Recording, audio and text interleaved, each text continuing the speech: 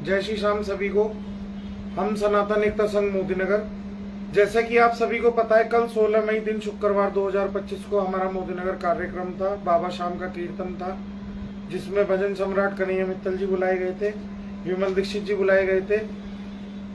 बारिश के कारण, जैसे कि आप सभी को पता है, कुछ व्यवस्थाएं बिगड़ी, लेकिन फिर भी हम लोगों ने कोशिश करके उस व्यवस्था को संभाला और कीर्तन जो 7 बजे शुरू होना था वो 7 बजे शुरू ना होकर 9 बजे शुरू हुआ, जिसके कारण थोड़ी सी कलाकारों की टाइमिंग चेंज हो गई। लेकिन उसमें ये हुआ कि हमारी संस्था को भी ये चीज महसूस है और कलाकार को भी ये चीज महसूस है कि उनका कहीं ना कहीं सम्मान में ठेस पहुंची है। विमल दीक्षित भैया स्टेज पे आए, उन्होंने एक भजन गाया, उसके बाद में दूसरा भजन उन्होंने शुरू किया। दूसरा भजन उनका शुरू ही हुआ था, उसके बाद से रेगुलर कन्हैया मित्तल जी की टीम की ओर से हमें कॉल पे कॉल आने शुरू हो गए, हम पे प्रेशर बनना शुरू हो गया कि अपना सिंगर हटा लीजिए, अपना बैंड हटा लीजिए, हमारा बैंड लगाइए और हम ऑन द वे हैं। जब आपको पता है कि कोई भी बड़ा कार्यक्रम होता है उसमें थोड़ी बहुत व्यवस्था बिगड़ जाती है। अगर आंधी तूफान बारिश आ जाए, आप भी समझ सकते हैं कि कहीं किसी फील्ड में 15-20 हजार आदमियों के बैठने की गैदरिंग का इंतजाम किया है तो उसमें कितनी मैट बिछी होंगी, कितनी व्यवस्थाएं की होंगी। लेकिन आंधी ने 1 मिनट में 10 मिनट में हमारा पूरे प्रोग्राम की व्यवस्था बिगाड़ दी। फिर भी हमने कोशिश करके वो 2 घंटे में हमने कवर कर लिया।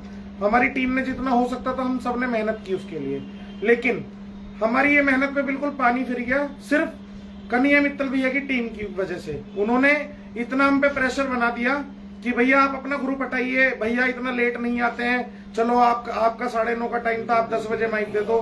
भैया आप भी समझ सकते हो, अगर 2 घंटे कीर्तन लेट हो रहा है तो आप भी 1 घंटा थोड़ा सा एडजस्ट कर सकते हैं ना। आपकी टीम ने 9:30 बजे से ही स्टेज पे आके 10 बजे भैया ने कि ग्रुप हटाओ, इनका भजन बंद कराओ, ग्रुप हटाओ। उसके बाद में आपका ग्रुप सेटअप हुआ। आपका ग्रुप सेटअप होने में पूरा 1 घंटा लगा। क्या उस 1 घंटे को हम आधा घंटा नहीं कर सकते थे? हमारा कीर्तन 1 घंटे बंद रहा, सिर्फ एंकरिंग चालू रही, बाकी कोई गाना बजाने नहीं हो रहा था। क्या विमल भैया के वो 2 भजन और नहीं हो सकते थे? हम अपनी संस्था की ओर से विमल दीक्षित भैया से माफी चाहते हैं। बाकी हमारे संपादक आदित्य रुहेला जी हैं, 2 शब्द भैया बोलना चाहेंगे। भैया मैं केवल इतना कहना चाहूंगा, कन्हैया जी आप कलाकार हैं, अच्छी बात है, लेकिन आपको इतना एहसास होना चाहिए कि दूसरा कलाकार भी आपके जैसा है, उसकी बेइज्जती आपको नहीं करनी चाहिए थी। बिल्कुल भी आपकी टीम को इतना दबाव नहीं बनाना चाहिए था जितना हम पे बनाया गया। अभी भैया दिखाएंगे कितनी कॉल आपकी टीम की वजह से की गई। मैं खुद वहां पे आपको पेमेंट देने होटल पहुंचा, जबकि मैंने खुद कॉल पे भैया से बोला, आपकी टीम में आपके जो मैनेजर हैं उनसे बोला कि हम यहाँ पे व्यवस्था सुधारने में लगे हुए हैं क्योंकि आंधी आई है, आप लोग यहाँ पे आके पेमेंट ले लीजिएगा, पहले पेमेंट ले लेना, उसके बाद आप भैया स्टेज पे भेजना, भैया बाद में आ जाएंगे, आप 5 मिनट पहले आके पेमेंट ले लो। लेकिन उन्होंने कंटिन्यू मुझसे एक ही चीज बोली कि नहीं, आप पहले होटल आओ, होटल आके पेमेंट दो, होटल आओ, होटल आके पेमेंट दो।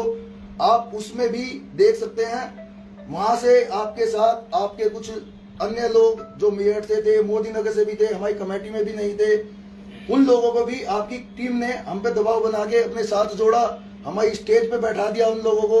उसमें एक नाम अलका चौधरी का भी है, जिसको हमने स्टेज से 3 बार उतारने की कहा, लेकिन आपके साथ ही एक रचित जिंदल, जिसने हमारी कमेटी के सभी लोगों को अपमानित किया, सभी लोगों से उल्टा बोला, अपना नाम लेके अपना दबाव बनवा के, पुलिस का दिखा के, अपने साथ मोदी जी की फोटो दिखा के, योगी जी की फोटो दिखा के, हमारी कमेटी के सभी सम्मानित, एक देखिए इतनी एज का व्यक्ति, उसका हाथ झटका, इन भैया का हाथ उसने झटका, इन अंकल जी का हाथ उसने झटका, इन अंकल जी का हाथ उसने झटका। मतलब उसको इतना एहसास होना चाहिए, आप अगर योगी जी के साथ हो तो इसका मतलब ये थोड़ी ना कि आप व्यवस्था की बिल्कुल ही धज्जियां उतार देंगे। ये आपकी बहुत बड़ी गलती है जिंदल जी।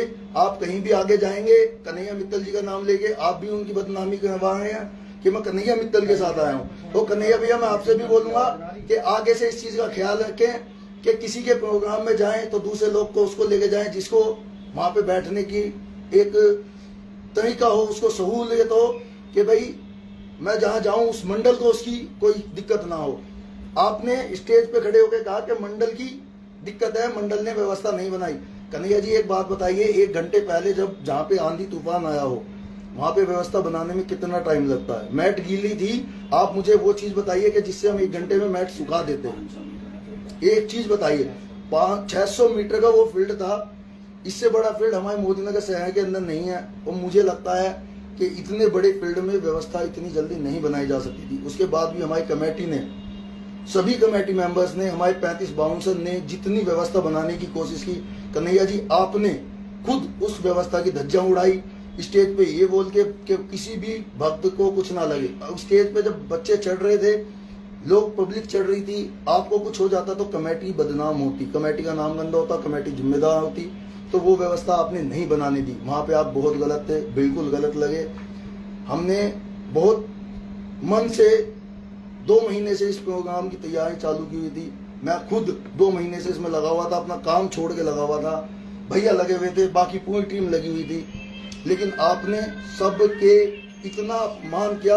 हम हाथ जोड़ते हैं, हम आगे से आपको बुलाना तो छोड़ो, हम आपको कभी देखना भी पसंद नहीं करेंगे, क्योंकि आपने जितना अपमान किया वो बहुत काबिले तारीफ किया कि भाई इतना अपमान शायद ही किसी का करना चाहिए। देखो, हमने आपको बुलाया था तो आप भी थोड़ा मंडल की, चलो कोई दिक्कत थी भी तो आप उसको एक व्यवस्था बनाने के बात होती। हमने आपके मैनेजर को बोला कि भैया आधा घंटा रोक लो, वहां पे व्यवस्था बन जाए तब चलना। लेकिन मैंने 20 फोन किए, लेकिन कोई भी उसका पॉजिटिव रेस्पॉन्स नहीं था। केवल एक ही जिद पे अड़े हुए थे, हमें अभी जाना है, भैया को अभी उतरना है स्टेज पे, भैया को अभी उतरना है। मैं आपको एक कॉल रिकॉर्ड भी दिखा देता हूँ, आप देख सकते हैं।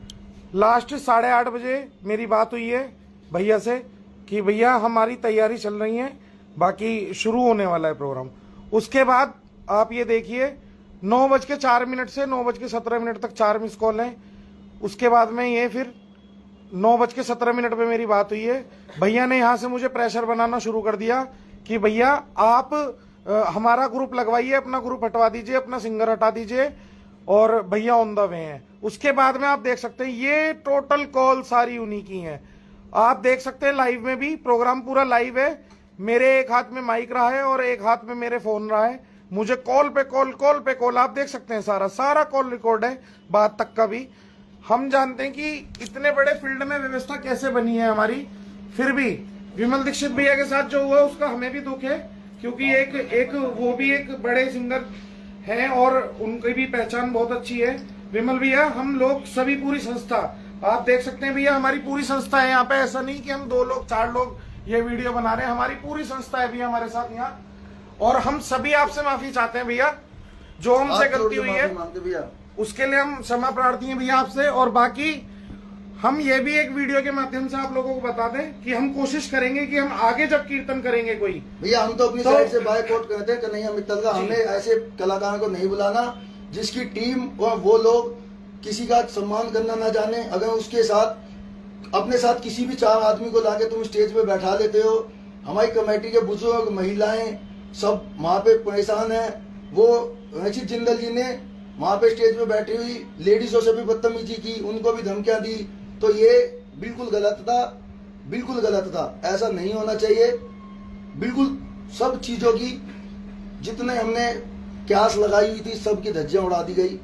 धन्यवाद कन्हैया मित्तल जी, आपसे इतनी उम्मीद नहीं थी, लेकिन आपने जो किया, हम हाथ जोड़ के कहेंगे आगे कहीं जाओ तो ऐसा मत कीजिए। क्या कीजिए, थोड़ा उनकी लाज रखा कीजिए। ठीक है, आप भी कलाकार हो, दूसरे कलाकारों को आपने स्टेज से उतरवा दिया, कल को आपको कोई उतरवा दे। मैंने खुद ने बोला था उसी टाइम पे कि कन्हैया जी को भी बीच से उतरवा दो, जैसे इन्होंने विमल दीक्षित जी को उतरवाया, लेकिन भैया ने तुम्हारा मान के बीच से नहीं उतरवाया। मैं मैसेज भी दिखा सकता हूँ मेरे पास। आपने 12:30 से भी ऊपर तक गया है, लेकिन भैया ने मुझे 12 बजे ही बोल दिया था कि भैया अब आप बस करो, इनको उतारो।